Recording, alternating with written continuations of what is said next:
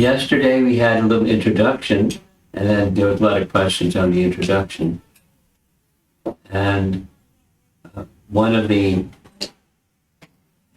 topics that we discussed was, as Lakshmana is to Ram, Balaram is to Krishna, and Lord Nityananda is to Chaitanya Mahaprabhu. So Balaram Tattva. Balaram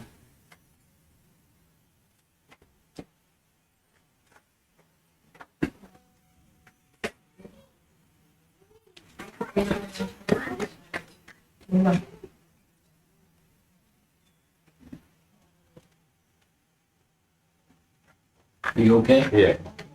Mataji? You're okay? Sure.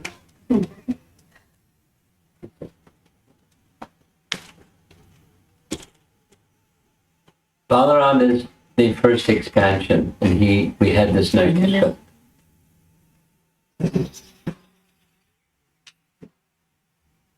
We had this nice discussion yesterday, elder brother, younger brother, because Balaram is the elder brother.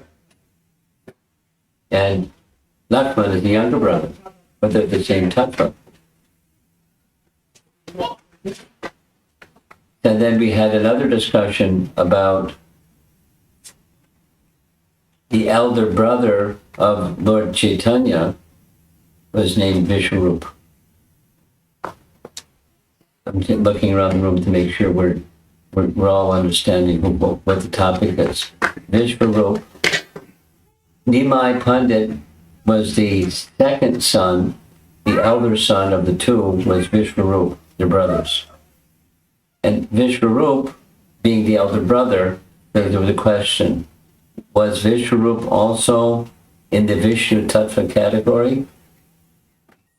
And I said, I couldn't recall the scriptural reference to indicate one way or the other. So we now have the scriptural reference. I'm going to read to you. There's two places. One is Chaitanya Bhagavat. Here's from Chaitanya Charitamrita. Both say the same thing. These are verses that say the same thing. So Vrindavan Das Thakur writes in Chaitanya Bhagavat that Vishwarup, the elder brother of Chaitanya Mahaprabhu, is Balaram, or is Nityananda, is the same tattva as Nityananda. So this is the sons of Jagannath Mishra, that's the father. Nimai Pandit was the younger brother. Vishwarup was the elder brother. Jagannath Mishra was very unhappy at the death of his children, one after another. Therefore, desiring a son, he worshipped the lotus feet of Lord Vishnu. After this, Jagannath Mishra got a son of the name Vishwarup, who was most powerful and highly qualified because he was an incarnation of Lord Balaram. Purport. Vishwarup was the elder brother of Gaurahari, Lord Sri Chaitanya Mahaprabhu. When arrangements were being made for the marriage of Vishwarup, he took sannyas and left home. He took the sannyas named Shankarananya in 1431 Shakabda era, or 1509 AD. He disappeared in Pandharpur, means he left his body or left this world, in the district of Sholapur. As an incarnation of Sankarshan, he, Vishwarup, is both the ingredient and immediate cause of the creation of this material world. That's a detailed topic. Both the ingredient and immediate cause of creation. So he's Vishnu Tattva, then to keep it simple, he's in the category of Vishnu Tattva.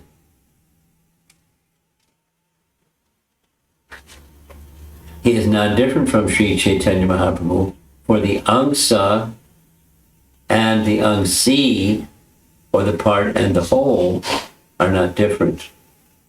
As an incarnation of Sankarshana, Vishwarup belongs to the quadruple manifestation of Chaturvyuha. In Gora Chandrodaya, it is said that Vishwarup, after his so-called demise, remained mixed with Sri Nityananda Prabhu. End of purport. This is, let me do this. Room is small, but the recording, that's for the recording. Okay.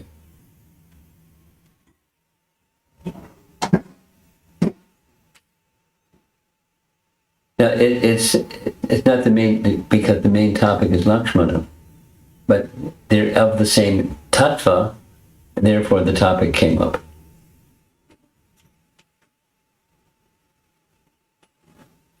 Lakshmana is a lot easier to understand, it's less complicated, because although he's not the elder brother, as Balaram is the elder brother, he's the younger brother of Ramachandra. And naturally, as the younger brother, he looks to the elder brother in a certain way we heard yesterday.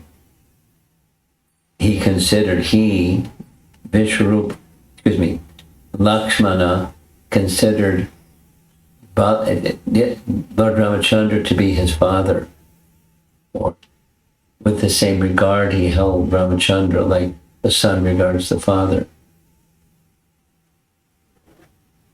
Because he was his master, and whatever he wanted, that was what Lakshmana wanted.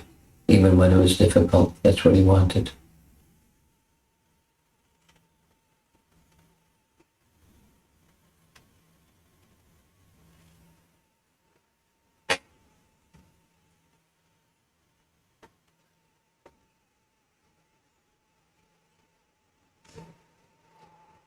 I don't want to retell everything that I'm pausing because there are many things we discussed yesterday, and there's no people that weren't with us yesterday. So I don't want to retell what was yesterday's topics. There are a few points that took some time to research. One of the questions was the complexion of Lakshmana, the complexion of Ram. So in Valmiki Ramayana, in two places at least, the word Shama is used. And then those who are more knowledgeable of Ramayana than me, they added the word Shama means dark. It can mean, in the case of Krishna, it's blackish, but it means, literally, it means dark. And then the etymology or the different meanings of the word Shama in Sanskrit can mean different things. In English, at least, Valmiki Ramayana doesn't specify more than Shama. And then translators have translated in different ways. Dark complexion. Then another reference from yesterday's class, this came this morning, and that's in Laghu Bhagavatamrita. Laghu Bhagavatamrita is a book by Rupa Goswami, and the topic on that Laghu Bhagavatam is one thing, the various avatars of Vishnu. That's his topic. It's a big, thick book, translated and printed now by the BBT. Translated by Gopi Puranadana. So he, and Rupa Goswami, as the author, is covering the incarnation of Lord Ramachandra, and he specifies, same as we discussed yesterday, that his complexion was like that of freshly grown dhruva grass, which is like dark green. So dark in Valmiki Ramayana and dark green. It's a detail of the topic that we discussed yesterday. There were several others, and you forwarded these documents to everybody. So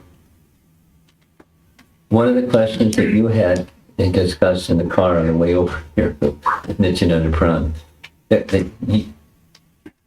Nandi Mukhi asked a question about what's the significance of the 14 years? And not only 14 years, but it wasn't even said 14 years, it was 9 plus 5, which makes 14. So why 9 plus 5 instead of 14? Why 14? What's the magic? And the explanation Nityananda Pran offered is from the Sri Vaishnava Acharyas that comment on everything in Ramayana. And one of the things is, what's the magic of this number? Why didn't she simply say Kaikeyi? Why didn't she simply say 14? And the answer, their response, the Sri Vaishnava Acharya's response, it's not Valmiki Ramayana response. It's two things. Law. The law is if someone has a title or position like king, and if they're absent for 14 years, they lose that title. They no longer can claim that title. It's not like they can't resume that position, but they can't claim that title. But someone has that title, they can claim that title. If they're out of town or gone for some period of time, up to 14 years, and then the bell rings. That's why the magic of 14. And then another comment that Nandi Mukhi made was 14 is a really small number compared to how long Ramachandra ruled, 11,000 years. It's like peanuts. And Nityananda Pran expressed that according to the Sri Vaishnava Acharyas, that although the number is small compared to the duration of life, a year still passes slowly. It's the same year, it's just more of them. But the experience is 14 years is 14 years. And then a third explanation is why 5 plus 9. And the answer that our Sri Vaishnava Acharyas provide us is she, Kaikeyi, was understanding the enormous emotional turmoil of her husband. I mean, after all, he is her husband. And she made it sound less, although the math is 5 plus 9 is 14. She didn't say 14 because that sounds like too much. So she divided it. That's what the Sri Vaishnava Acharyas say. That's why 5 plus 9. Why it was expressed that way.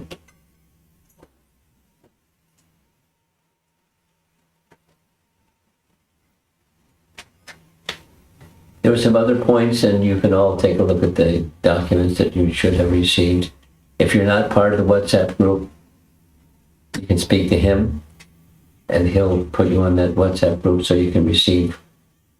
So I had a busy morning, going through and then refining and revising and coming up with what you should have received.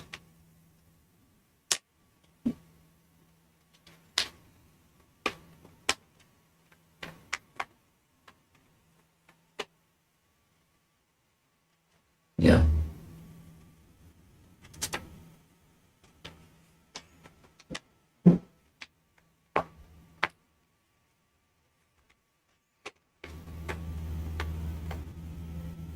I think there's a couple more points I'm slowing down because I could say some of the other details, but I think it's just fine. So, step back. He, Lakshmana, is in the Vasudev Sankarshan Pradumna Aniruddha, the expansions of the personality of Godhead. He's in the Sankarshan category, as is Balaram, and so forth. So he's a Vishnu Tattva personality. He appears in an extraordinary way, but It's just like Krishna's taking birth or Ramchandra's taking birth. It's not an ordinary birth. There are semblances of an ordinary birth, but it would be a mistake to think he's born and he dies, because he's Vishnu Tattva. He makes an appearance and he makes a disappearance, but not the ordinary sense of born and dies. And he's representing the guru position, the guru tattva position. So he's an embodiment of different tattvas simultaneously. And then it has all these functions to perform in the course of his life. Here's, could you take it?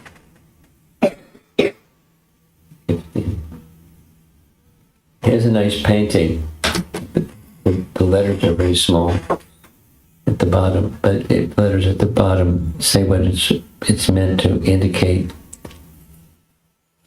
This is Lakshmana appealing to Ramachandra to take him with him. When it was announced 14 years in exile in the forest, Ramachandra went to inform different persons, 3 in particular, his mother, his wife, and Lakshmana, because they're inseparable.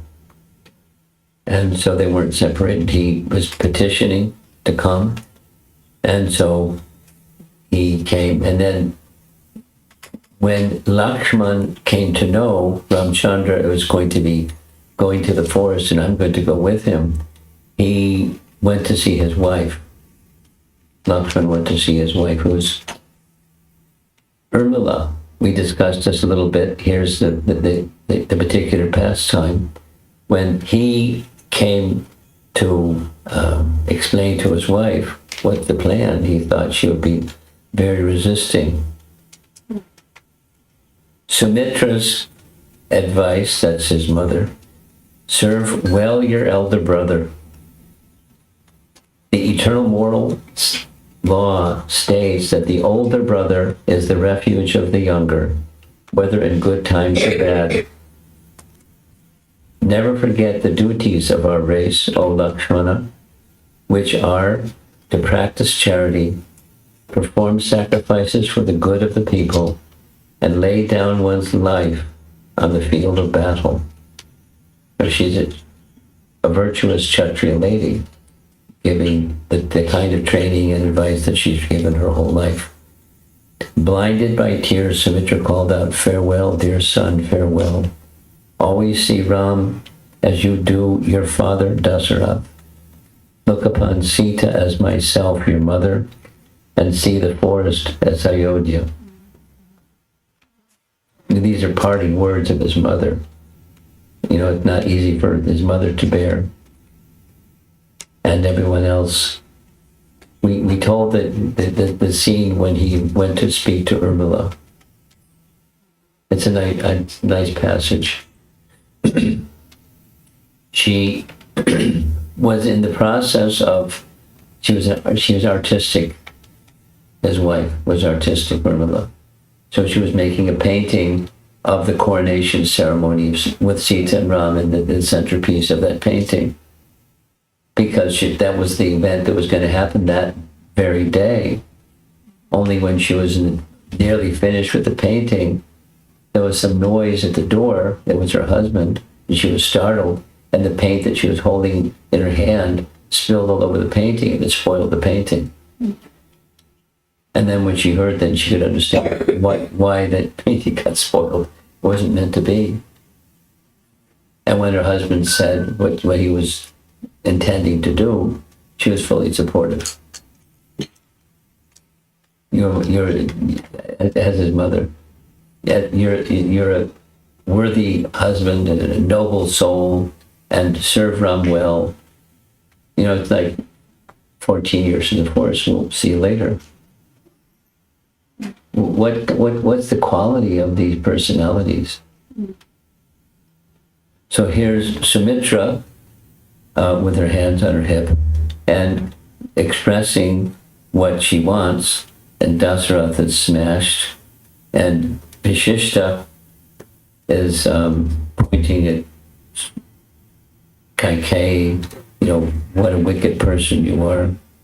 These areas appealing to her. She's stubborn as can be. Dasarath is completely distressed. His jewelry has fallen to the floor. Sitaram and Lakshmana are readying themselves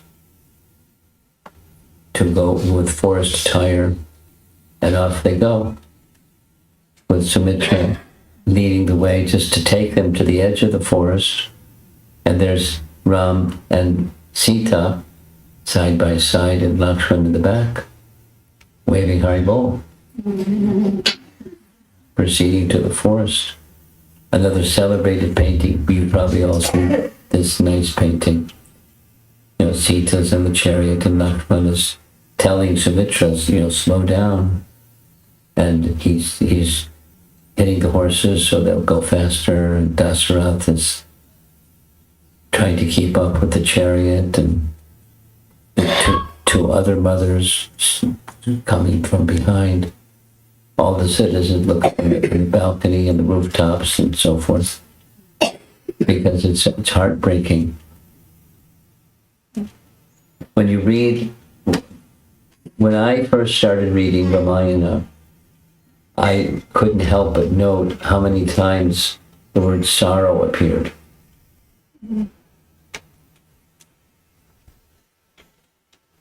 Ramayana is filled with sorrow.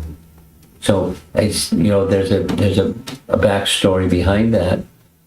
The word sorrow is the translation of the Sanskrit word karuna, because karuna normally means compassion, right?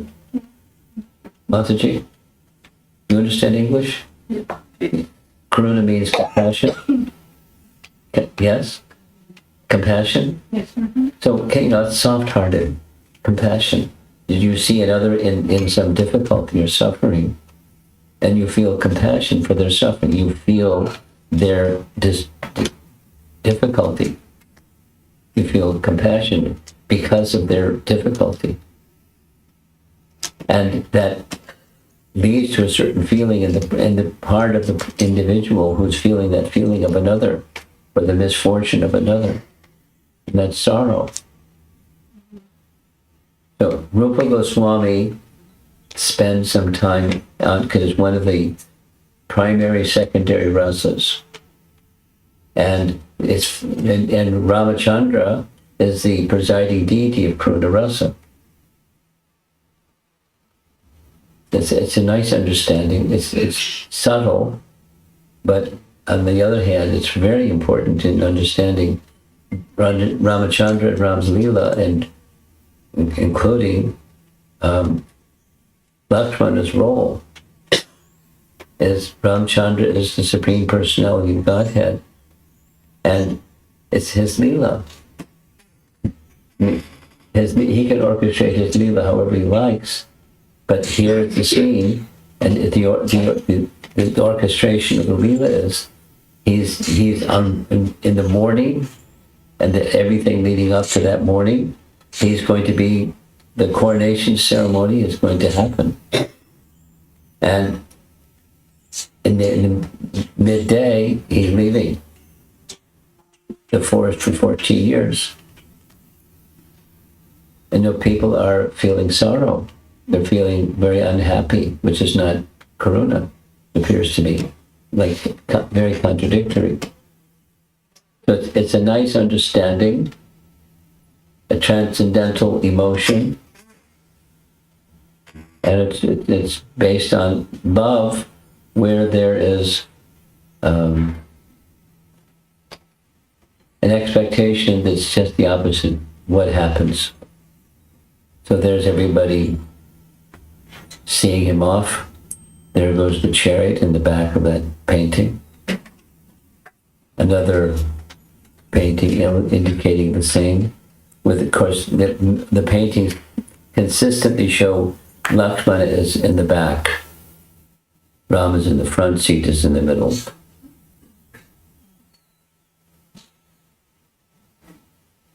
Another painting of the same. So now they're walking. They reach the edge of the forest, and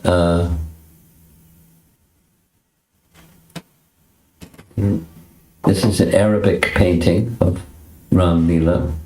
Ram and Sita resting in the forest, guarded by Lakshmana and Sumantra.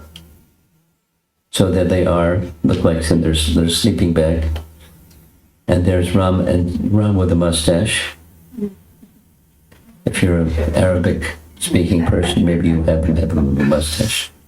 That's Sita. And then the two, Lakshmana and Sumantra. This is at the edge of the forest.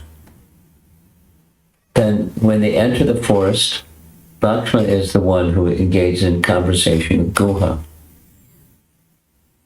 And the very first night in the forest, so they meet the tribal chieftain. They meet tribal men, but they meet their chieftain. And Lakshmana is the speaker. Now here's a scene where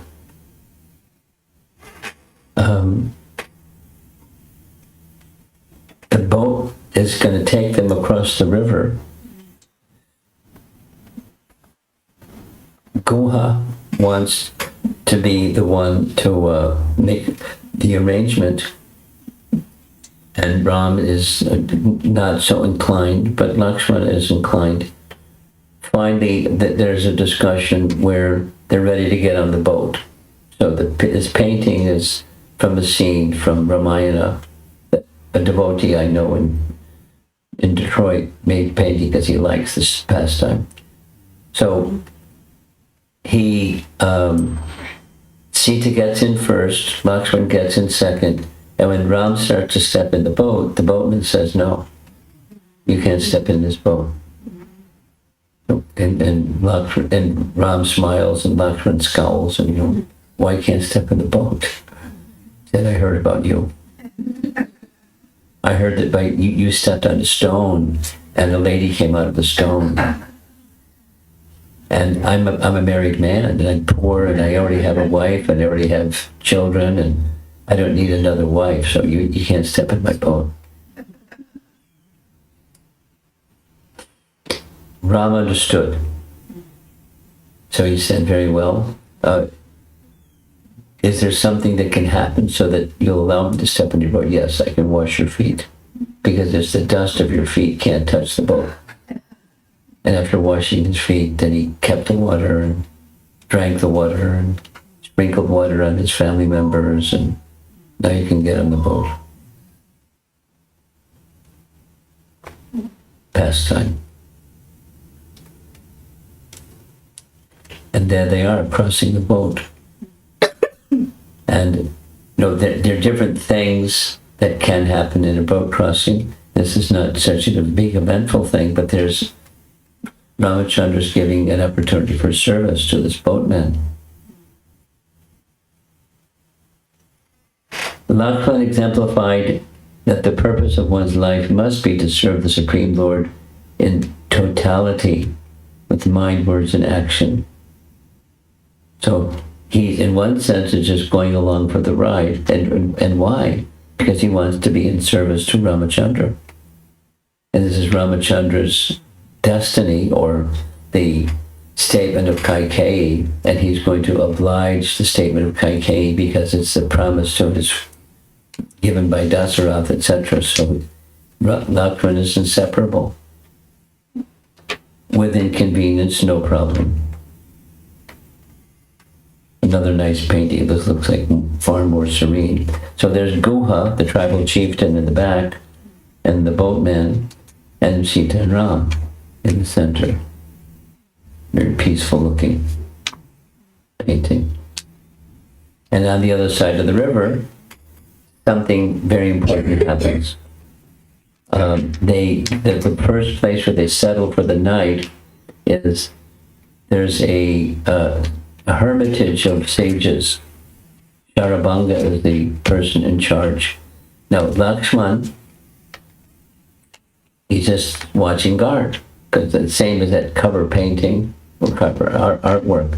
This is the color version of that cover. He's just day and night, not sleeping. He's just guarding Sita and Ram. Another painting of the same.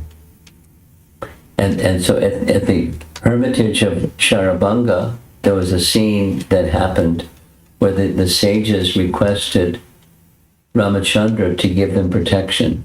You're the king, or in the dynasty of Ikshvaku, and here you are in the forest.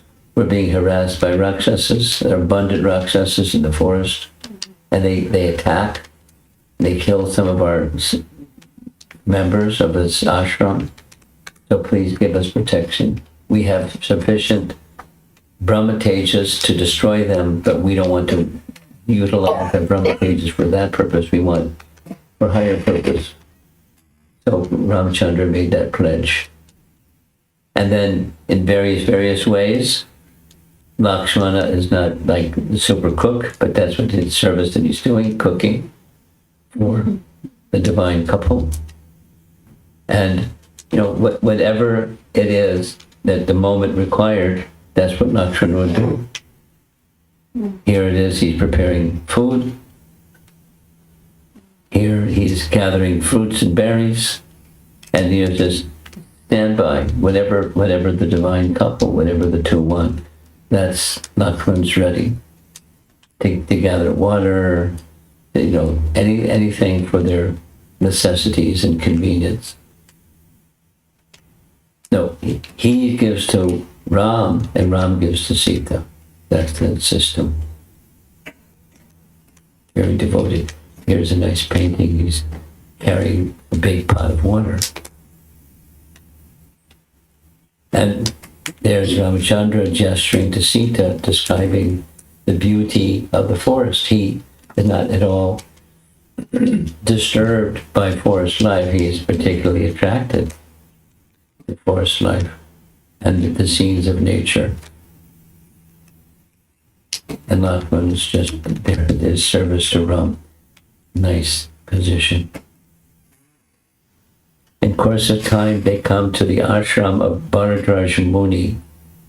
Bharadraj Muni was an assistant to Valmiki. And they meet him and pay their respects to him, of course. And he gives them some instruction how they should spend their time in the forest, where to go, etc. He particularly recommends they go to Chitrakoot, whereas at this particular time, Valmiki Muni was at that ashram of Chitrakoot. And so off they go. And in Chitrakoot, there was a plan that they would spend some time in living in Chitrakoot area. And so Lakshman was entrusted with the service of building a little cottage. So you see Lakshman way off in the back and the left, and there's two cottages, one for Sita Ram and one for Lakshman. And it looks very organized, like cultivation fields or something like that. Not necessarily what it looks like in field life today. But there's their nice little cottage. And there he is standing guard, as he is always depicted doing. So this is part 3. Now, maybe I'll pause, see if there's, from yesterday's discussion, those of you that were with us, or you may have heard the recording or something, what we've heard so far, little pause and see if there's some discussion before we move forward.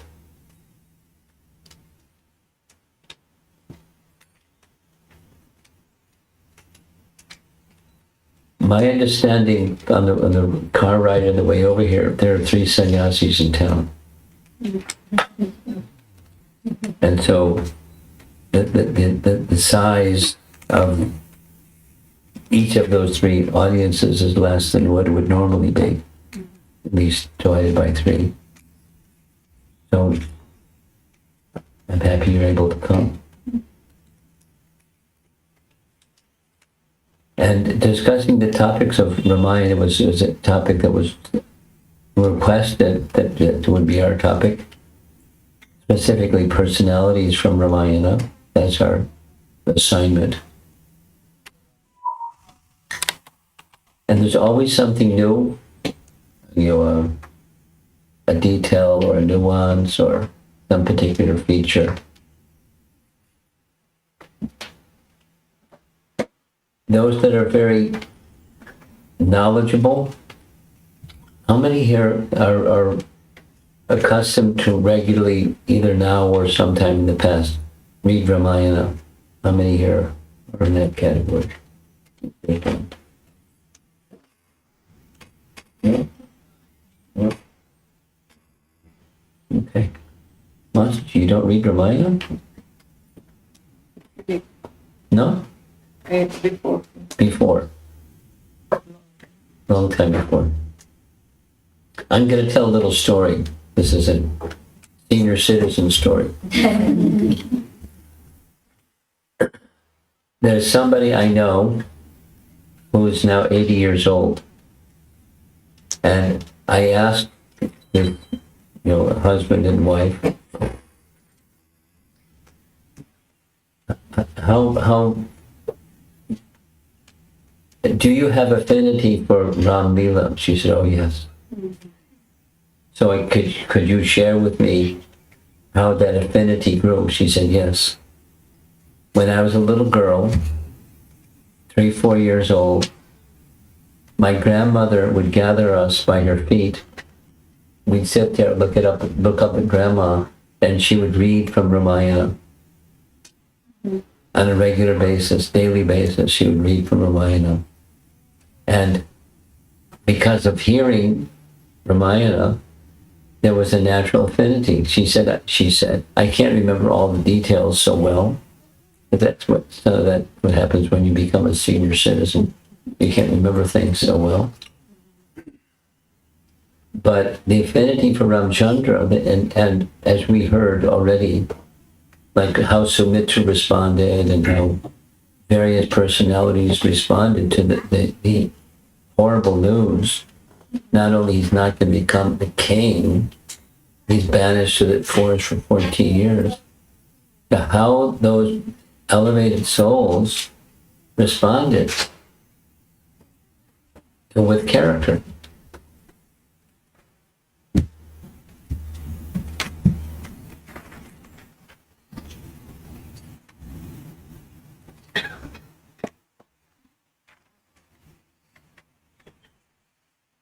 And by hearing and hearing and hearing and hearing, because that character is not how people live their lives today. There's something else that goes on. Like these two boys. Their voice. That's okay. But in Vedic times, especially in royal family, they're very cultured. And they dealt with each other in a very cultured way. They dealt with other forms of life in that way. They're very refined. And the refinement is ultimately it's resting upon Vishnu Bhakti. And one who has superlative Vishnu Bhakti is naturally decorated with these nice qualities. That's what the Bhagavatam teaches us. And that's what the practical experiences of those who are immersed in the topics of the personality of Godhead.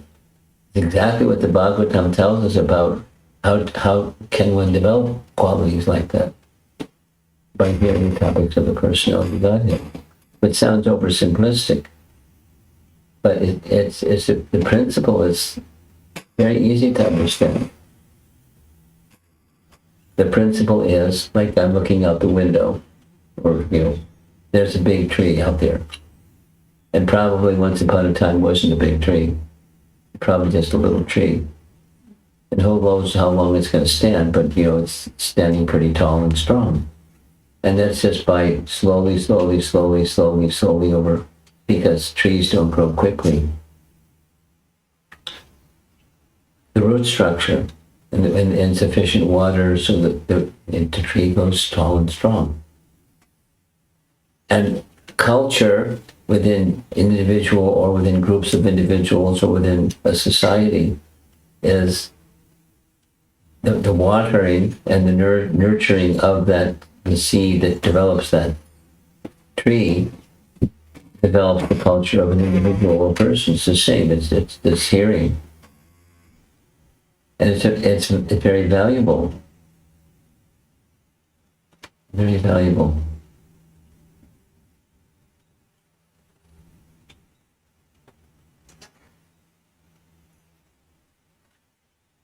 I'm pausing thinking of this very important teaching of Prahlad Maharaj in Canto 7, Komara Ashtarat Pragyo Dharman Bhagavataniha Durlabam Manusam Jama. To get this human form of life is very rare.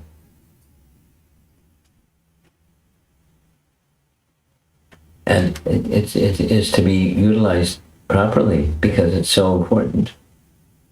And if it's not utilized properly because it's so important, then what's going to happen? You get life that goes on today, very disturbing. One thing after the next thing, after the next thing, after the next thing, it's unending. It gets darker and darker because of the age. So, is there something that can be done to counteract that darkening tendency of the age of Kali? The answer is hearing topics of the personality of Godhead.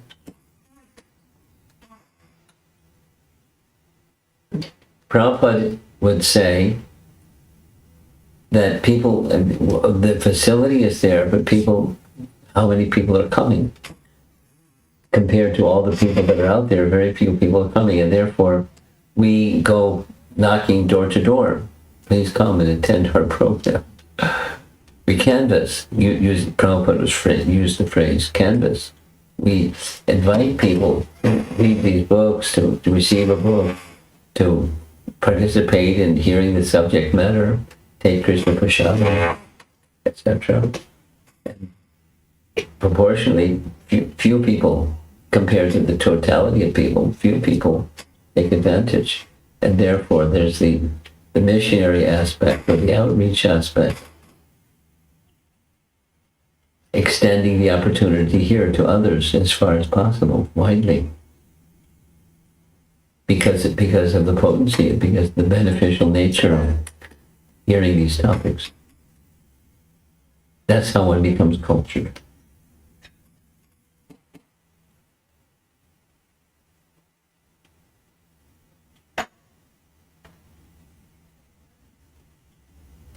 Okay, let's see if there's any, so far, comments or questions. Nandi Mukia.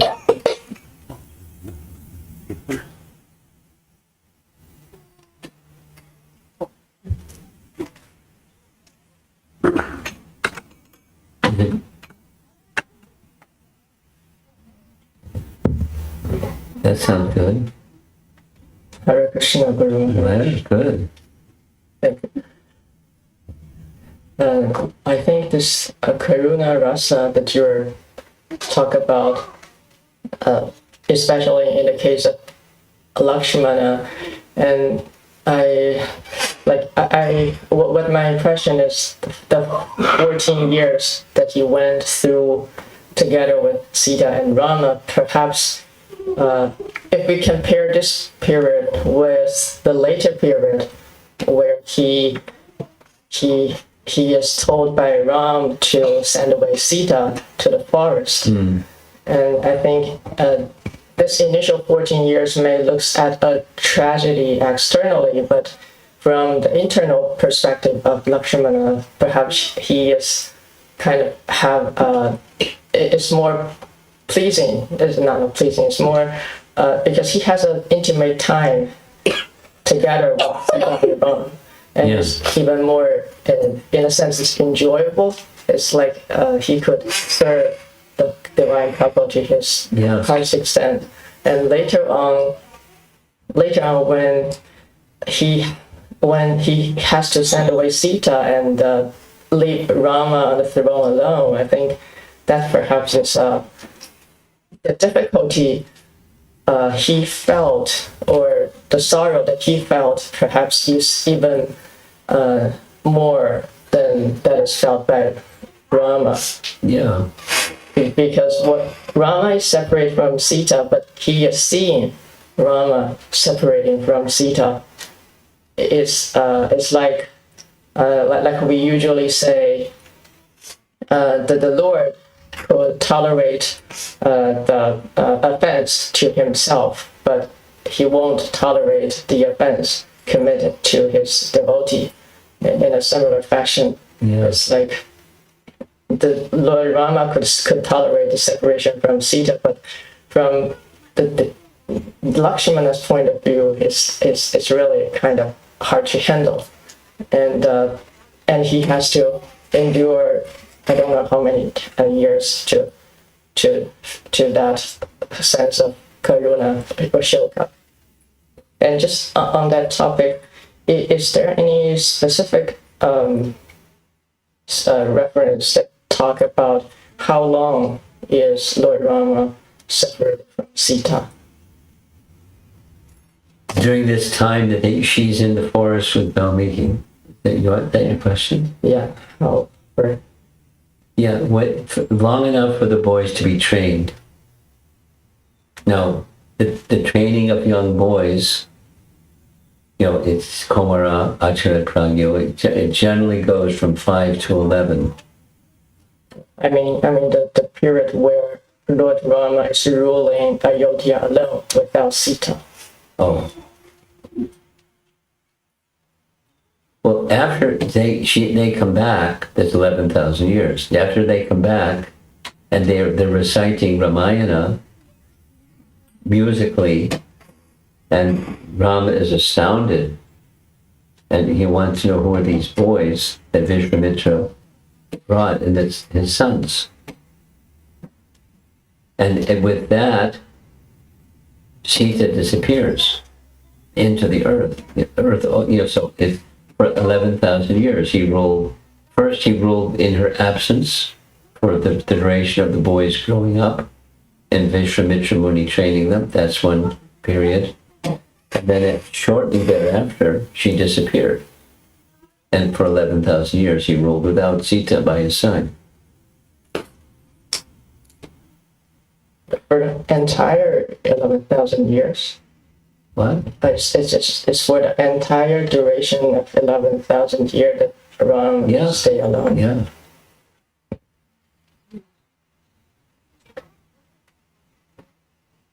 Confirmed. Okay. In separation. It's a big topic, separation, and it's a big emotion connected with a big topic. But yes, you're digesting that. What did you think otherwise? I mean, I don't know. It's just maybe Rama and Sita could stay together for some time. At least they have a time together. No, it's short. No, it's really short. Long enough for that singing of Ramayana. And then the earth opened up and she disappeared.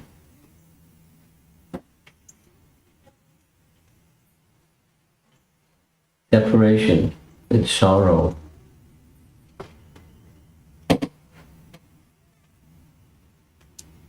And I want to another reflection from a broader perspective, just to look at the literature itself.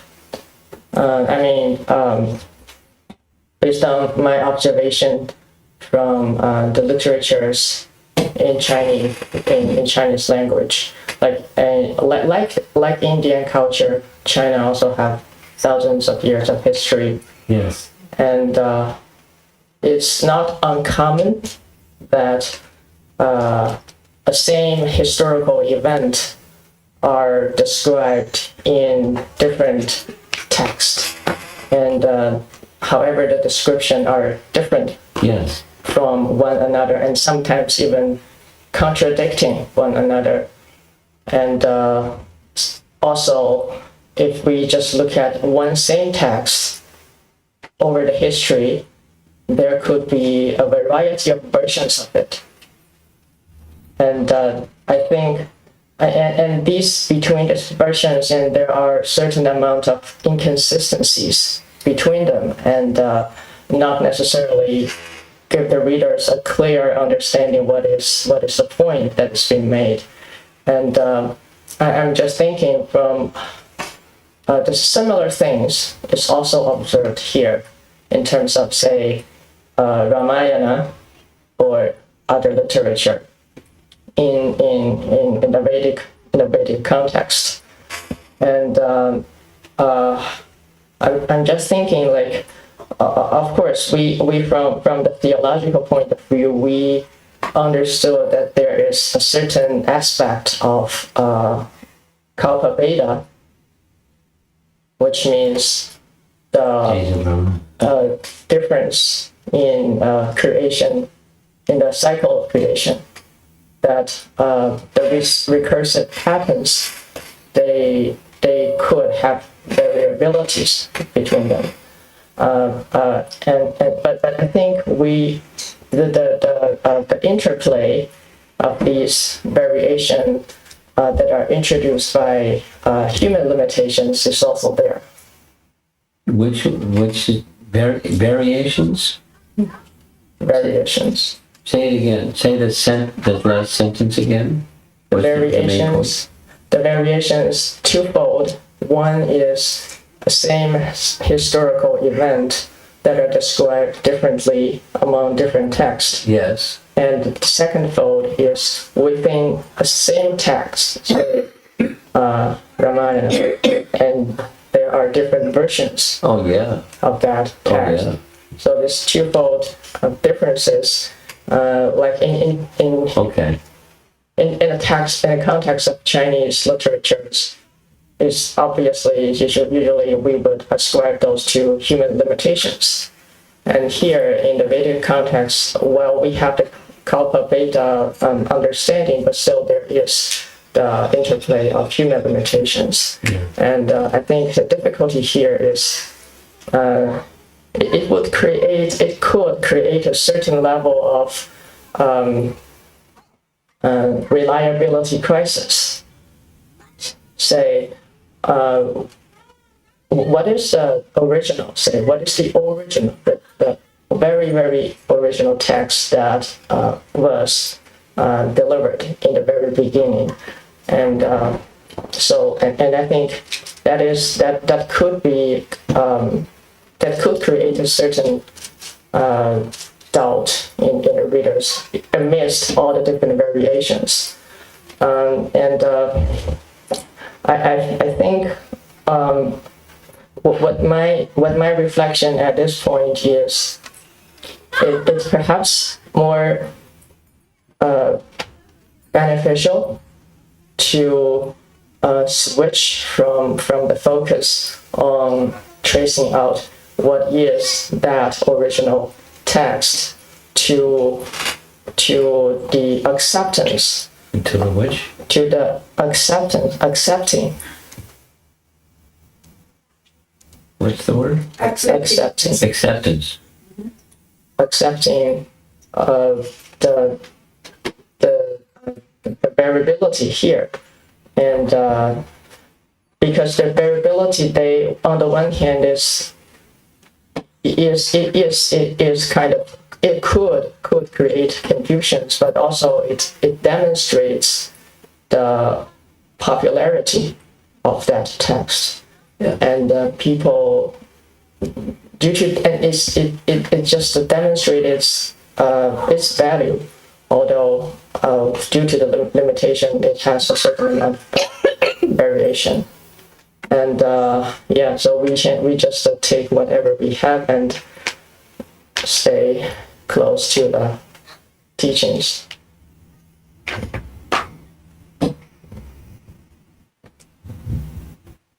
We have discussions like this all the time.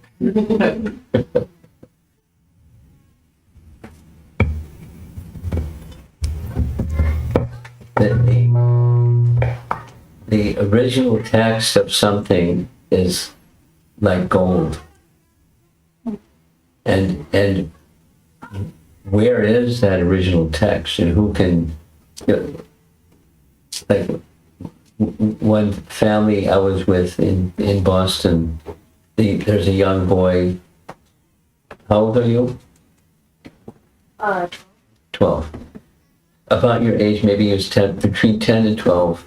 And he had this fascination for Greek history, Greek philosophers, Greek teachings. I don't know how it got in his system, but that was a fascination. And, what did Socrates really say, and what did Plato really write, and what are the what's original? There's so many versions over time. Chinese. So I'm just giving another example to indicate the same. And while on the one hand, then on the other hand, on the one hand, the original is certainly very important. But supposing one can't verify what's the original, what are you going to do?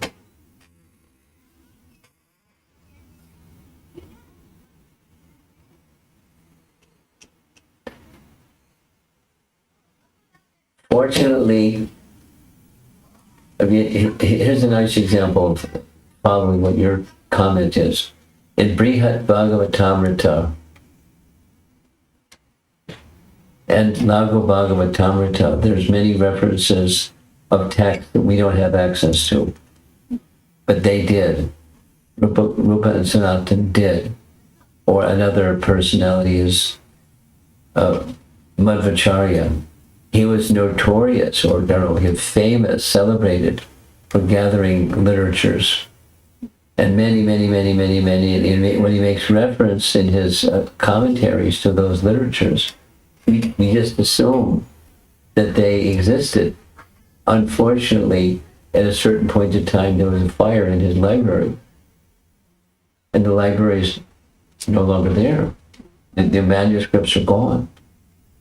He was gathering them from all four directions of the country and making reference to this manuscript, that manuscript, this authoritative writing, etc. So we can take those persons like Madhvacharya or Rupa Goswami and Sanatana Goswami and take them as authoritative. It's like, some of these comments, you and I have had exchanges of, well, that's not in Valmiki Ramayana. But then, where does it come from? It's not in Valmiki Ramayana. It's commentary by Sri Vaishnava Acharyas, or taken by Sri Vaishnavas at least, as authoritative, and they don't make statements coming from the air. They have some realization. And they have some scriptural authority that supports that realization. So we may not have access in time and space to those resources. They're accepted and on good faith as authoritative, etc., etc.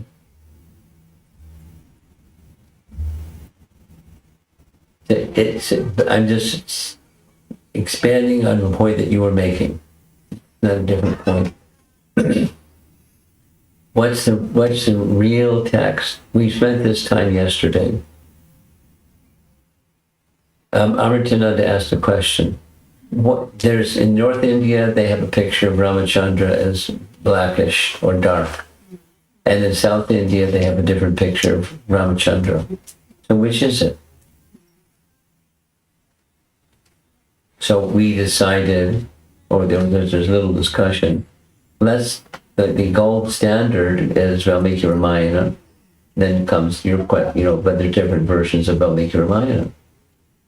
And then there are different translations of those versions of Valmiki Ramayana.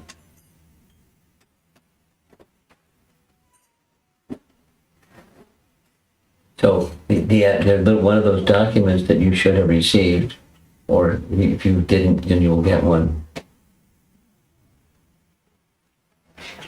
Sham and Dhruva in the Brihat Bhagavatamrita, in the Bhagavatamrita, Rupa Goswami says, makes reference to specifically describing the form, the complexion of Ramachandra is like a newly grown Dhruva grass, which is a certain coloration of dark green. There's shades of Dhruva grass, but it's a dark green. And that's the complexion, which is also dark. As Valmiki reminds us, it depends on what you're rendering of the word dark is. I'm just amplifying the same point.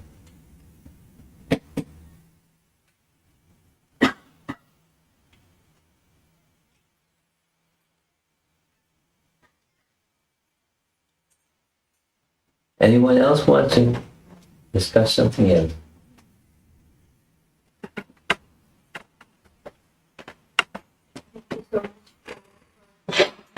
Today and giving the lecture. Last time when you came a couple of months ago, it was real. I asked you a question, and I followed what you said. Now currently I'm reading with the kids in the night every day Ramayana. So yeah. So that's what I wanted Every to share. night? Yeah. Try every night. Sometimes it's just we have to miss, but trying. Yeah. To read every night. So it's nice. It's quite, this is very interesting. Wherever I have before in my life, when I was little, even I was hearing from my father every night before sleeping Ramayana and all those stories. So, and also like whatever I've seen or read, seems very interesting. Just something different I learned today, that Laksmana was cooking. Everywhere Smrita was cooking. Something new I learned. And this question that I have is, I always wanted to, like as the Bhagavad Gita, as there's so many versions, and we have Bhagavad Gita as it is. So, just like that, Ramayana also has so many versions. So, if we want to, as Prabhupada wanted to write, but he couldn't. So, which version, as if we want to take it as the most authentic one, which one you suggest, Maharaj, so that we can read as like as from sloka by sloka, and the translation and purport, something like that, something. Yeah, you're following up a little bit on her question. Yeah. Different angle on that same question, same topic. Yeah. Well,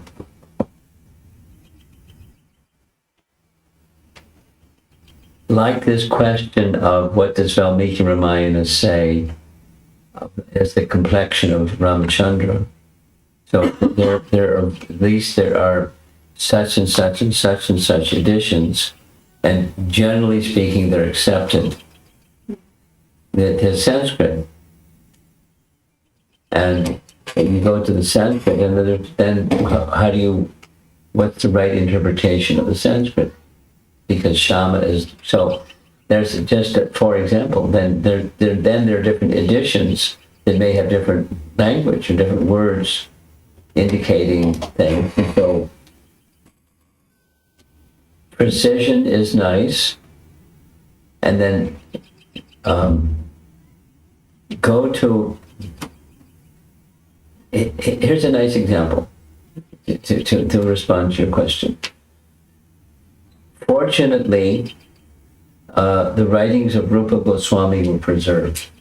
Now that's not going back to, Ramayanas, but his writings were preserved. They were preserved by his nephew, Jiva Goswami, a disciple of Jiva Goswami. He knew how to do it. He had a temple, and he kept them in a safe place in the temple.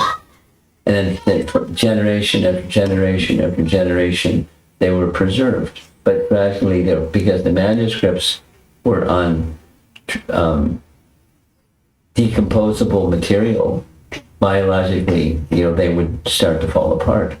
And so they were turned over to a Jiva Institute, and they knew how to preserve the original documents. So I'm making a point. Those original documents are still available. So we know, unequivocally, what did Rupa Goswami write? That the manuscript is there still. And many of these old writings, who knows? And so they're different versions, just like, for example, they're different, slightly different renderings of certain verses in the Bhagavatam. Now, Prabhupada has given us Srimad Bhagavatam. But, where did that come from? Where the verses in Sanskrit, where is it recorded? And who knows, is that it's actually what was composed? Who knows? But there's, at least over the generations, scholars have accepted this is the composition. So that's where we go to those sources and accept, basically, with acknowledging there may be some differences. So the best, your question is, where do you go to get the original or the best? Learn Sanskrit. But, most of us don't know Sanskrit. So then someone that's a competent translator of Sanskrit to your language, English or whatever the language somebody speaks in.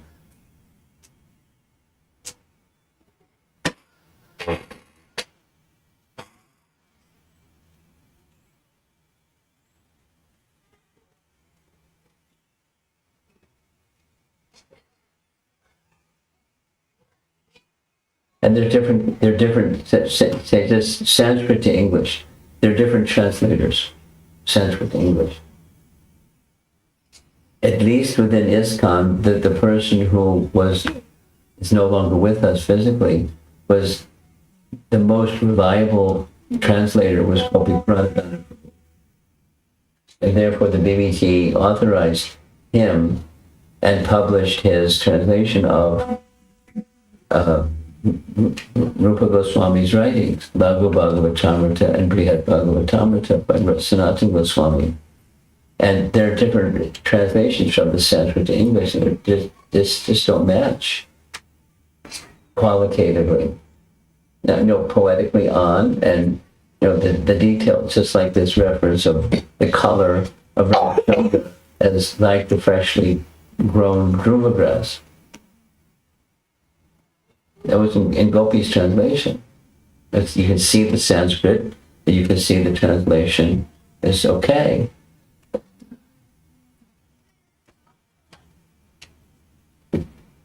So it's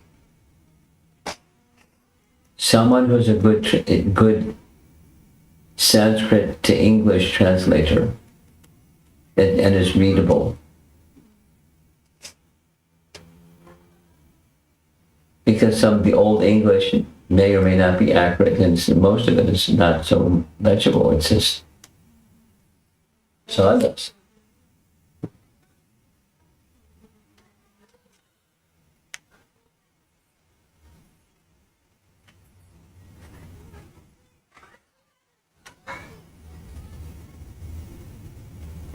And you're reading to your children. And so whatever mom says, that's it. Yeah.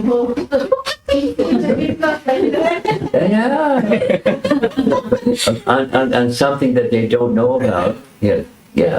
I mean, they're not going to say, wait a minute, maybe Ramchandra didn't do that or didn't say that. Maybe it was something else. They're not likely to do that. For Ramayana, for that topic.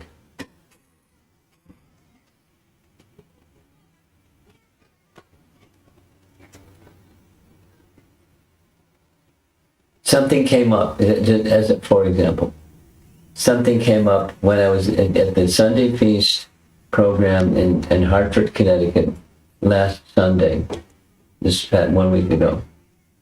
So there was because the topic was Maryada Purushottama of Lord Ramachandra, the person of ideal character. That was our topic.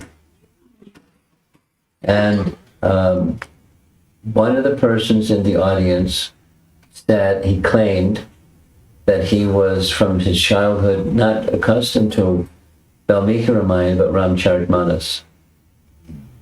And he said something that's not in Ramcharitmanas.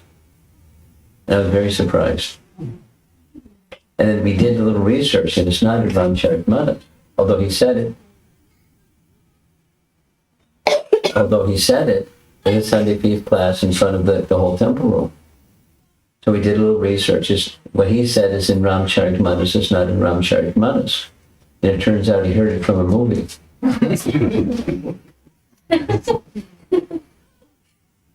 And then he was accepting that's what's in Ramcharitmanas, although it wasn't. And then anyway, I didn't chastise him, but it says convention becomes reality rather than reality is reality.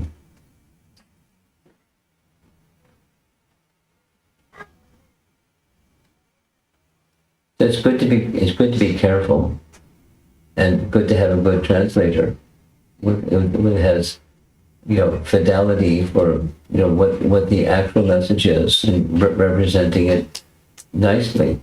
What the message is.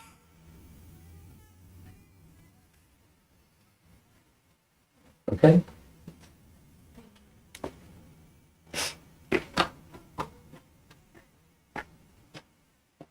Should I go on?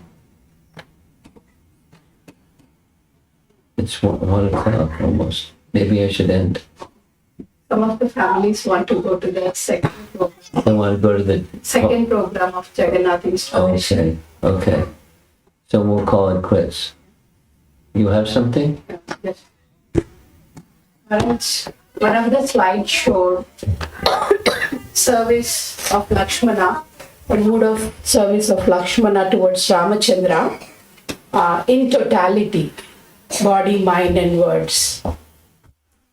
Like our topic since yesterday was Lakshmana, and trying to understand that the summum bonum of everything as totality, service in totality.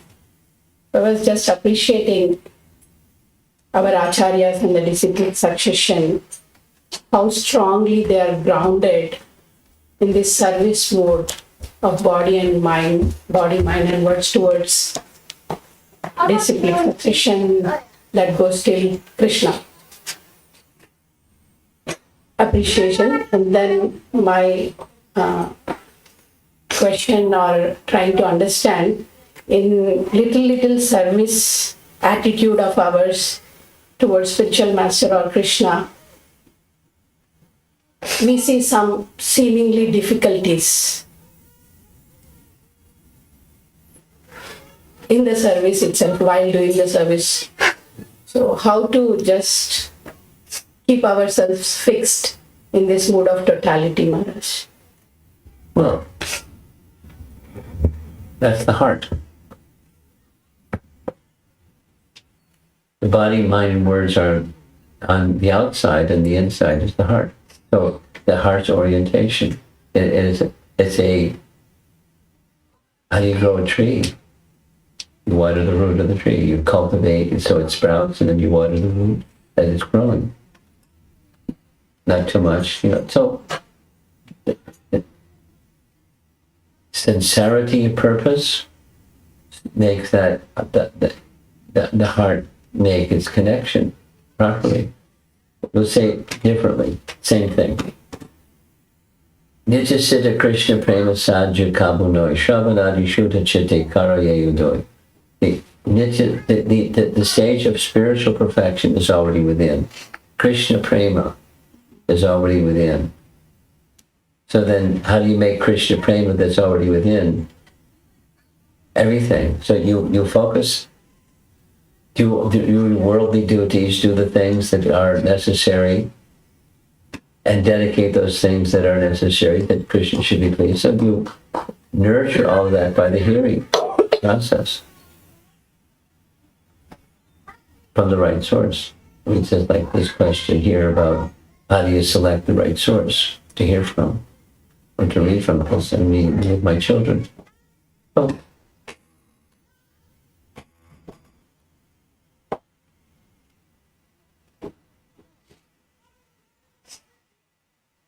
Regular hearing from the right source awakens that natural Krishna prema mood that's already there. It just awakens and awakens and awakens. The coverings become, so that's the bhakti process is the method. Okay. Okay.